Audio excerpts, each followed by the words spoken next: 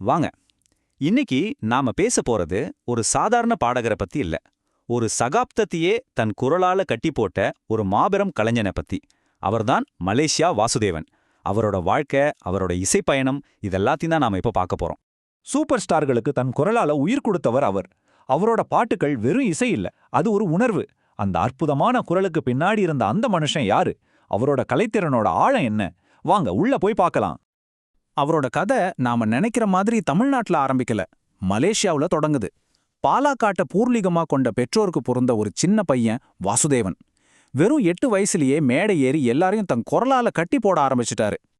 இங்க ஒரு சுவாரஸ்யமான விஷயம் என்னன்னா, அவர் மெட்ராஸுக்குள்ள காலடி எடுத்து வச்சது ஒரு சிங்கரா இல்ல, ஒரு நடிகரா. ரத்தப்பேன்னு ஒரு படத்துக்காக தான் வந்தாரு. ஆனா பாருங்க, விதி அவருக்காக ஒரு இசை சிம்மாசனத்தையே தயார் பண்ணி வச்சிருந்தது. அப்போதாங்க அவரோட வாழ்க்கையில அந்த முக்கியமான திருப்புமுனை நடக்குது. ஒரு இளம் இசையமைப்பாளரை சந்திக்கிறார். அந்த சந்திப்பு வாசுதேவனோட வாழ்க்கையை மட்டும் மாத்தல, தமிழ் சினிமாவின் இசை சரித்திரத்தையே மாத்தி எழுத போகுதுன்னு அப்போ யாருக்குமே தெரியாது. இளையராஜாவோட பாவலர் பிரதர்ஸ் ட்ரூப்ல ஆரம்பிச்ச அவங்களோட நட்பு அன்னக்கிளியில முதல் பாட்டா மாறுது. அப்புறம் ஆட்டுக்குட்டி முட்டையிட்டு பாட்டு, அவ்வளவுதான். ஒட்டுமொத்த தமிழ்நாடும் அந்த குரலுக்கு ரசிகனாயிடுச்சு. அதுக்கப்புறம் 80கள் முழுக்க இந்த கூட்டணியோட ராஜ்யம்தான். இளையராஜாவோட சேர்ந்ததுக்கு அப்புறம் வாசுதேவனோட குரலுக்கு ஒரு புது அடையாளம் கிடைச்சது. அது வெறும் ஸ்பீக்கர்ல இருந்து வந்த பாட்டு இல்லைங்க, அது சூப்பர் ஸ்டார் ரஜினிகாந்தோட ஆன் ஸ்கிரீன் பர்சனாலிட்டியோட ஒரு பாகமாவே மாறிடுச்சு. அது ஒரு மேஜிக்கல் காம்பினேஷன் தான் சொல்லணும்.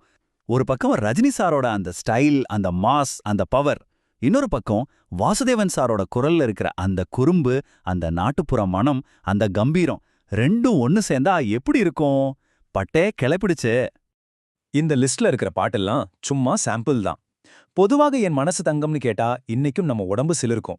ஆசன் ஒரு வகைன்னு கேட்டா ஆட தோணும். அந்த அளவுக்கு அவரோட குரல் ரஜினி சாரோட நடிப்புல கலந்துருச்சு.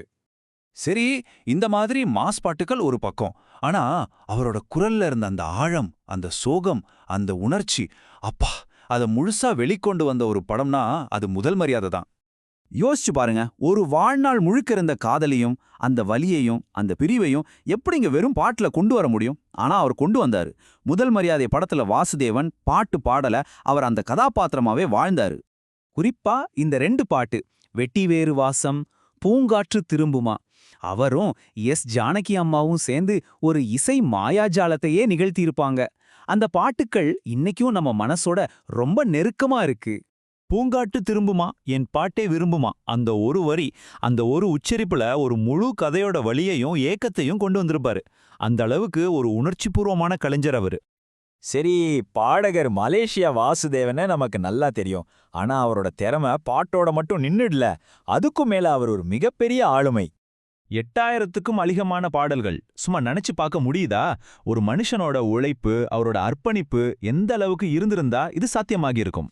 பின்னணி பாடகருங்கிறது அவரோட அடையாளத்தோட ஒரு பெரிய பகுதி தான். ஆனா பாருங்க, அவர் ஒரு நடிகராவும் கிட்டத்தட்ட 85 படங்கள் பண்ணியிருக்காரு. இசையமைப்பாளர், இயக்குனர், எழுத்தாளர்னு அவருக்கு பல முகங்கள் இருந்திருக்கு. காலம் மாறினாலும் டெக்னாலஜி வளர்ந்தாலும் சில குரல்களுக்கு அழிவே இல்லைன்னு சொல்வாங்க இல்லையா? அதுக்கு இதுதான் மிகச்சரியான உதாரணம். இப்போ 2024ல கூட AI டெக்னாலஜி மூலியமா அவரோட குரலை வேட்டையன் படத்துல மறுபடியும் கொண்டு வந்திருக்காங்க. ஒரு குரலை ரெக்கார்ட் பண்ணிடலாம், ஆனா ஒரு மரபை, ஒரு லெகசிய எப்படி உருவாக்குறது? மலேசியா வாசுதேவனை பொறுத்த வரைக்கும் அது வெறும் சொரங்களை பாடின ஒரு குரல் இல்ல, அது கதை சொன்ன ஒரு குரல். ஒவ்வொரு பாட்டுக்குள்ளேயும் வாழ்ந்த ஒரு ஆன்மா. அந்த ஆன்மா இன்னைக்கும் நம்மளோட வாழ்ந்துட்டு தான் இருக்கு.